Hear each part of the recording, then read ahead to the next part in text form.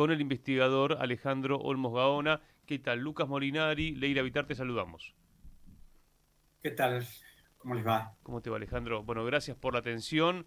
¿Qué decir de esta aprobación técnica que ayer el Fondo Monetario publicó de un nuevo préstamo para la Argentina? Que me gustaría después un repaso tuyo, porque somos el país que más hemos recibido, pero por lejos, fondos del FMI desde su creación, ¿no? Mira, una de las cosas que me sorprende es que en el decreto 179 que emitió el gobierno y que fue aprobado por el obsecuente Poder Legislativo, se hablaba de una operación por 10 años con 4 de gracia y ahora, según el informe que salió ayer, es por 48 meses, 4 años. Entonces hay una diferencia sustancial entre 10 y 4.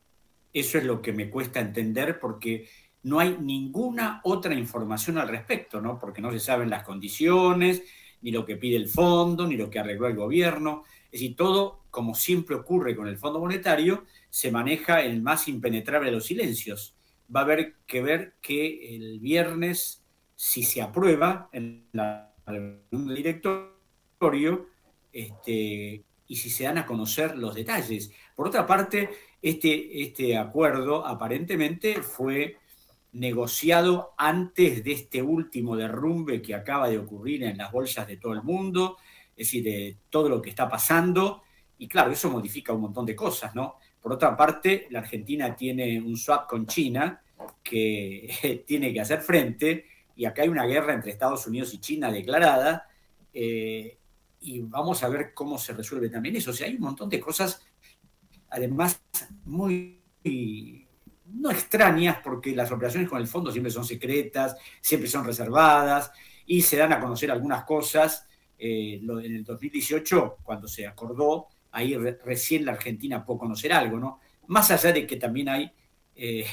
documentos secretos que nunca se dan a publicidad, lo cual es muy complicado, y es muy complicado porque la Argentina vuelve a aumentar su deuda externa, es muy complicado porque esa ficción del gobierno en el decreto, que esto va a servir nada más que para cancelar transferencias del Tesoro, o sea, las letras intransferibles, claro, se cancelan las letras, pero ese dinero va al Banco Central. ¿Y qué va a hacer el Banco Central con la plata? ¿Va a seguir sosteniendo el dólar artificialmente?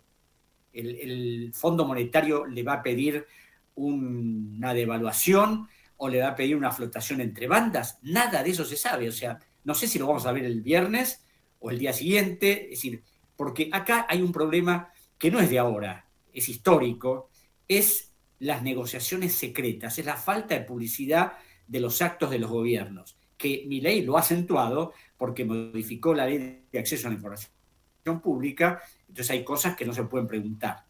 Y a esto se suma que el fondo, a pesar de las decisiones que toma, extremadamente cuestionables para la Argentina, siempre trata de que la situación institucional del país al que le va a prestar esté más o menos organizada o controlada. En el 2018, más allá de los problemas económicos, es decir, había una relación entre la oposición y el gobierno con conflictos, pero ahora no.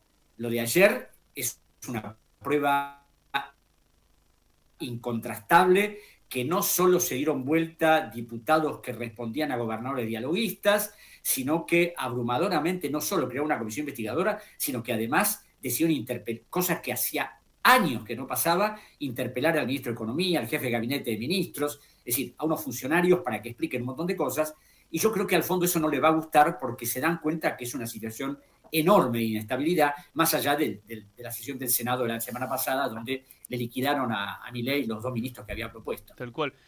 Claro, en el día en el que tenía otra derrota legislativa el gobierno, el FMI dice está el acuerdo técnico. Ahora, yo decía al comienzo que la Argentina es el país que más recibió del fondo. ¿Nos podés explicar? Yo sé que es algo para insistir en términos históricos. El otro día conversábamos en el programa que para dar cuenta de la importancia de la Argentina a nivel mundial, ¿no? A nivel regional, hay que también mirar cómo nos pisaron con el FMI, porque hay que recordar que nosotros nos sumamos al fondo después del derrocamiento del golpe de Estado del 55, del derrocamiento de Perón. Claro, además el tema es que el fondo nunca se equivoca. según ellos, y Alejandro Werner, que fue director del hemisferio occidental del fondo, en un libro que escribió, lo dice, ¿no? Es decir, el fondo nunca se hace responsable de nada, nunca se equivoca, es decir, siempre lo que dice es lo que está bien, y además siempre tira estas cosas, como dijo ayer, que la situación económica argentina, la estabilización, el superávit fiscal, es decir, ayer Walter Graciano, que es un economista muy conocido, pulverizó el tema del superávit fiscal, analizando las cuentas y cómo ficticiamente se lo ha presentado. Entonces, claro, como el fondo nunca se hace cargo, para el fondo todo está bien. Yo me acuerdo de las declaraciones de Michel Candesus cuando en 1999 la Argentina estaba a punto de empezar a tener los problemas que tuvo en adelante, hablaba de que la Argentina era un gran ejemplo, ¿no? Claro, y cuando uno analiza los acuerdos con el fondo, el primero lo hizo Frondizi en 1958, se da cuenta que ninguno de los acuerdos, ninguno fue beneficioso para el país. Noemí Brenta, que es una notable investigadora que escribió un excelente libro sobre el Fondo Monetario y la Argentina, donde detalla uno a uno todos los acuerdos. Cuando uno analiza eso se da cuenta que las exigencias del fondo, los condicionamientos, o sea, siempre tratar de monitorear la política económica en beneficio de quiénes. Porque el fondo es un prestamista de última instancia que le interesa que no se le deba a los acreedores privados y que siempre está dispuesto a eso, ¿no es cierto? Entonces, tienen toda una forma de hacer políticas para defender no el interés argentino ni que la Argentina salga adelante, sino tratar de que la Argentina cumpla con sus obligaciones. Y además, otra de las cosas que a mí me preocupa en esto es que aparte de los documentos que se firman, hay acuerdos secretos que uno nunca sabe. Yo, cuando investigué el plan Brady, que en Argentina la documentación generalmente está vedada, y pude acceder a algunas cosas por algunos funcionarios de economía que gentilmente de contrabando me dieron algunos papeles. Ahí pude ver que además de lo que se había firmado con el fondo, había unas cartas confidenciales firmadas por el Fondo Monetario, el Banco Mundial y el BID, donde pedían que se apoyara toda la gestión económica del menemismo, el Brady y todo lo demás, porque el gobierno se había comprometido a vender todas las empresas públicas, especialmente yacimientos petrolíferos fiscales, que se había comprometido a modificar el régimen, la legislación laboral, que era restrictiva para las empresas extranjeras, a privatizar el sistema jubilatorio, a echar la cantidad de gente a la calle que fuera necesaria para restringir el gasto público, y para eso el Banco Mundial dio un préstamo importante para el pago de indemnizaciones. Entonces, claro, esto es un combo que a la Argentina nunca la favorece. Y además tiene un detalle que la dirigencia política ignora y que es preocupante, porque todos hablan de que el gobierno que lo sustituya a Milei puede pedir la ilegalidad del acuerdo con el fondo. Y claro, más allá de que el decreto es inconstitucional, que la forma en que fue aprobado es lamentable, que el gobierno en los fundamentos del decreto dice cosas inconcebibles que no tienen que ver con el Estado de Derecho, que la comisión bicameral que aprobó el decreto llega al extremo de decir disparates como que el Congreso crea doctrina. El Congreso no crea ninguna doctrina, genera leyes y punto. La doctrina la queda el Poder Judicial de la Nación. Entonces, claro, cuando uno ve todo ese desconocimiento, no saben que un acuerdo firmado con el fondo no existe manera legal de impugnarlo. ¿Por qué? Porque el fondo no puede ser sometido a juicio en ninguna parte del mundo. No hay ningún juez, ni de la Argentina, ni de Estados Unidos, ni de la Corte de la Haya, que pueda someter al fondo a un enjuiciamiento. Lo que, por supuesto, es una de las muestras del poder absoluto que tiene el fondo en las finanzas internacionales, porque tiene todo un blindaje que le impide ser sometido a cualquier cuestionamiento, haga lo que haga, dañe a un país de la forma que lo dañe y exija cosas que no puede exigir. El fondo ha llegado al extremo en sus documentos de decir que a ellos no les son aplicables los pactos internacionales como el Pacto de Derechos Sociales, Culturales, Políticos, etcétera. Que ellos, si bien son organismos que integran las Naciones Unidas, ese tipo de cosas les son ajenas, pues son institución monetaria. Entonces, claro, con este sistema, con este monstruo que es el Fondo Monetario, hacer un acuerdo es entregarse de pies y manos para que el fondo monitoree la economía argentina, diga lo que tenemos que hacer, lo que no tenemos que hacer, y un detallecito que Yo no sé, a veces los dirigentes políticos no tienen la menor idea de lo que son estas cosas. Yo las he estudiado y ahora en la Feria del Libro voy a presentar un libro que precisamente muestra todo lo que es la estructura del fondo, de lo que muchos parece que no tienen la menor idea, de que todos los documentos que se acuerdan con el fondo, que mayoritariamente los prepara el fondo con una colaboración de técnicos argentinos donde se trata de discutir a veces cosas para que la cosa no sea tan rígida, pero esos documentos los firma el gobierno argentino, los firma el ministro de Economía, en este caso Caputo, el presidente del Banco Central, que son los dos funcionarios que firman los acuerdos con el Fondo Monetario. Ahora, esos acuerdos los firma el Estado Nacional y el fondo les da el visto bueno y dice, bueno, perfecto, le vamos a dar la plata. Pero en esos acuerdos donde está todo el detalle de lo que se va a hacer, si ese detalle no se cumple o eso fracasa, el fondo dice, señores, esto lo firmaron ustedes, nosotros no tenemos nada que ver, solo nos limitamos a darle la plata. Estamos charlando con Alejandro Olmos Gaona. Alejandro, yo te quería preguntar, bueno, quedó claro, ¿no?, que evidentemente el fondo no va a rendir cuentas y los gobiernos que acuerdan tampoco.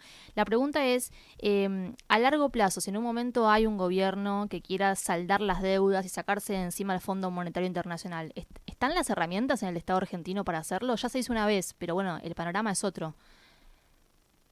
Claro, mira, cuando Néstor Kirchner asumió el poder, firmó un acuerdo con el Fondo Monetario en septiembre del 2003. Como Kirchner era abogado, pero indudablemente la economía la conocía bastante, se dio cuenta que eso era absolutamente inviable, porque por supuesto sabía lo que era el fondo, inmediatamente eso quedó apartado y decidió cancelar la deuda con el fondo para terminar con las exigencias del fondo, que hasta había pedido privatizar el Banco de la Nación, cosa que ahora está tratando de hacer Milei. Entonces, nos desprendimos de alguna manera del fondo. Claro, lo que teníamos que habernos hecho es irnos del fondo, pero la situación del gobierno que recién comenzaba no daba para eso. Pero bueno, nos liberamos del fondo, nos liberamos de la tutoría del fondo, de las exigencias del fondo. Es decir, eso es lo que debería hacer un gobierno. Lo que pasa es que este gobierno, en este momento, está en un tembladeral. Primero porque necesita dólares. ¿Y por qué necesita dólares? Para seguir controlando el precio de la moneda norteamericana, para evitar que la inflación se le dispare, que es el único insumo que puede mostrar Milei como éxito de su gobierno. Y digo éxito entre comillas, porque los que hablan de la inflación heredada del gobierno de Fernández se olvidan que el 25% de inflación que hubo en el diciembre fue provocado no por Alberto Fernández, sino por Javier Milei, que devaluó la moneda está claro, en un 109%. Alejandro, lo laburamos todos los días, ¿no?, con economistas como Trever, Robelli, Marcó del Pont. Ahora, en la letra chica, que vamos a conocer el viernes, por lo menos la política online lo que dice es que le están pidiendo una devaluación a 1.300 o más, es decir, una devaluación del 30, 40, 50%, veremos, pero también remarca este medio, obviamente es un trascendido, que el fondo le estaría exigiendo que resuelva lo del swap con China, que es lo que dijo Claver Carone. De ser así... Claro, ese es otro problema. Ese es otro problema porque, claro, sabemos el enfrentamiento que hay en este momento entre Estados Unidos y China. Por eso, pero digo, estamos hablando de más del 70% de las reservas del Banco Central, que vencen ahora a mitad de año, creo que 5.000 millones de dólares. El problema es que China puede pedirle, bueno, me pagan y se acabó, porque hubo una renegociación por un año. Después que Milei insultó a los chinos y se tuvo que bajar los pantalones para evitar que los chinos reaccionaran como debían. Hay que ver cómo funciona hasta ahora eso China también. Lo que dijo, según lo que vi, es que Estados Unidos no se meta, como una manera de decir, nosotros también queremos participar del negocio. Pero bueno, estamos regalados, ¿no? Como nación argentina estamos...